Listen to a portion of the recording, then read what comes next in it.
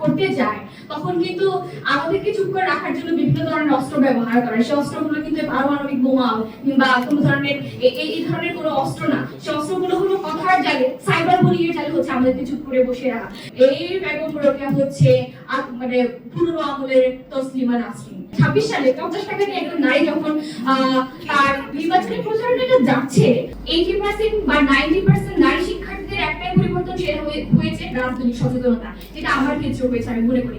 যেমন 5 আগস্টের আগে আমি যেরকমটা ছিলাম, সকালে ক্লাসে দিতাম, বিকেলে ক্লাস থেকে ফিরে মোবাইল স্ক্রলিং শুরু করতাম, কিন্তু 5 আগস্টের পরে যে পরিবর্তনটা আমার মধ্যে আমি দেখতে পাই, এখন আমি ভাবি যে এই একটা নেতা একটা ইস্তেহার দিল, সেটার ইনফ্যাক্ট কি হবে, সেটার কনসিকুয়েন্সটা কি হবে, কিংবা কোন একটা প্রার্থী যেহেতু সামনে ত্রয়োদশ নির্বাচন, তো সেক্ষেত্রে উনি কি বলছে সেটা নিয়ে আমাদের দেশের পরিস্থিতি কি হবে বা কেন এই জিনিসগুলো হচ্ছে, এই যে প্রশ্নগুলো ভাবার যে চিন্তা ভাবনাটা সেটা আমার মধ্যে আসছে। এবং আমার ধারণা বিশ্ববিদ্যালয় পড়ুয়া বা শিক্ষার্থী যারা আছে তাদের মধ্যে এই সচেতনতা হয়েছে।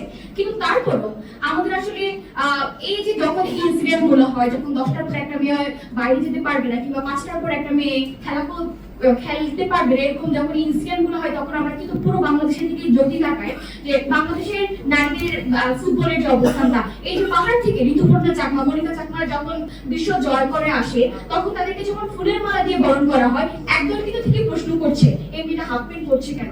তো সেই জায়গা থেকে নারীদের এম্পাওয়ারমেন্ট নিয়ে আমরা যখন কথা বলছি, তখন আবারও বলতে হয় যে আজকে 2026 সালে বা 2025 সালে ওই যে বান্দরবানের একটা মহিলা শিক্ষার্থী প্রথম ঢাকা বিশ্ববিদ্যালয়ে চান্স পেয়েছে এবং তাকে আমরা কংগ্রেচুলেশন জানাচ্ছি।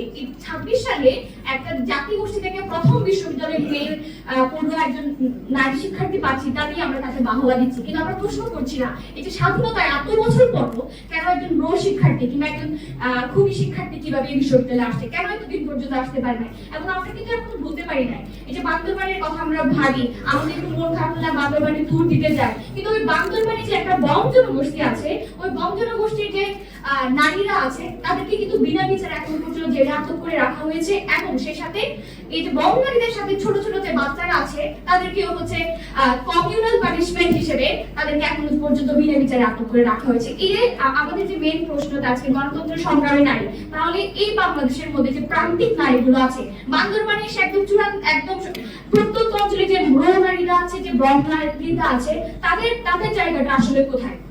এবং এরপরে আমি সবসময় সময়টার কথা বলছি, 2026 সালের কথা বলছি বা 2025 সালের কথা বলছি। এই যে রোকেয়ার একটা কোড আমরা কিন্তু স্ক্রিনে দেখতে পাচ্ছি, কিন্তু এই গত বছর 2025 সালে যখন রোকেয়া দিবস আমরা উদযাপন করতে যাই, আমি রোকেয়াকে নিয়ে একটা পোস্ট করেছিলাম, সেখানেও কিন্তু খুব সুন্দরভাবে তখন ওই আরেকটা কোড বলা হয়েছিল, এই বেগম রোকেয়া হচ্ছে মানে পুরনো আমলের তসলিমা নাসরিন।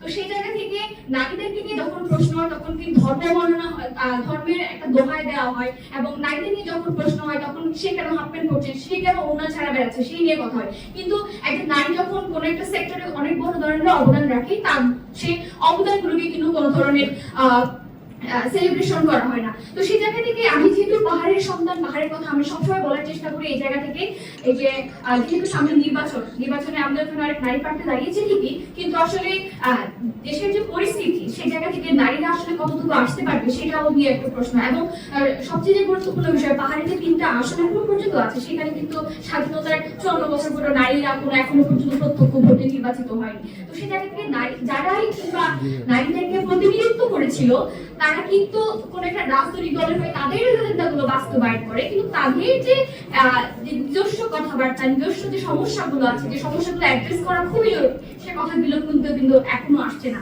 এবং আমরা দেখতে পাই যেহেতু এই যে জুলাই ভুটানের পরে আমরা নতুন বাংলাদেশের স্বপ্নটা দেখতে পাচ্ছি, তো সেই জায়গা থেকে এই যে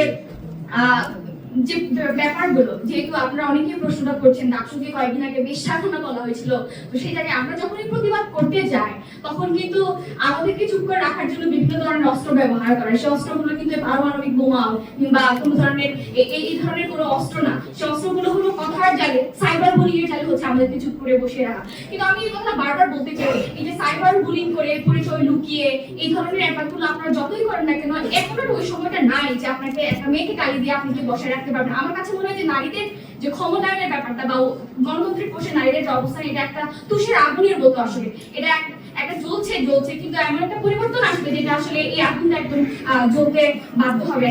তো আমরা আসলে সবসময় বলতে চাই যে পলিসি লেভেলে নারীদের যে অংশগ্রহণের কথা, পলিসি লেভেলে আমরা বারবার বলছি অংশগ্রহণ করতে হবে, নারীদেরকে রাখতে হবে, কিন্তু আসলে যখন আমরা পলিসি লেভেলে যাব বা নারীরা যখন কথাবার্তাগুলো বলবে, আদতে পরবর্তীতে যখন আমরা এই পলিসিগুলো কতটুকু ইমপ্লিমেন্ট হচ্ছে, কতটুকু ফলো আপ করতে পারবো, তখন নারীদের অংশগ্রহণ কতটুকু থাকবে সেটাও কিন্তু আমাদেরকে ভাবতে হবে। এবং আজকে একটা প্রথম আলো রিপোর্ট করেছে যেখানে 50 টাকার বিনিময়ে নারীদেরকে ওই মিছিলে নির্বাচনী প্রচারণায় নিয়ে যাওয়া হচ্ছে। তো যে জায়গায় 2026 সালে 50 টাকা দিয়ে একজন নারী যখন তার নির্বাচনী প্রচারণাটা যাচ্ছে, তাহলে আমরা এই যে এখন রাউন্ড টেবিল ডিসকাশনটা করছি যে মেয়েটা, যে নারীটা 50 টাকা দিয়ে নির্বাচনী প্রচারণায় যাচ্ছে, তার অবদান বা গণতন্ত্রে ওই 50 টাকার ওয়েজেসের যে নারীদের কথা, সেটার কথা আসলে কতটুকু আসছে। এবং সেই সাথে আজকে একটা দেখতে পাচ্ছি সম্মান এবং পরিবর্তন একসাথে, কিন্তু আসলে পরিবর্তনটা নারীরা চাচ্ছে। এমন কোনো সেক্টর নাই যে নারীরা সাকসেসফুলি যেতে পারছে না, এরকম তো সব জায়গায় নারীরা আসলে সম্মানের সহিত যেতে পারছে, কিন্তু আদতে আমাদের আশেপাশে যেসব পুরুষরা আছে তারা তাদেরকে কতটুকু সম্মানটা দিচ্ছে সেটা হচ্ছে প্রশ্নের বিষয়। দেশে দেশে সবার সাথে দ্য নিউজ।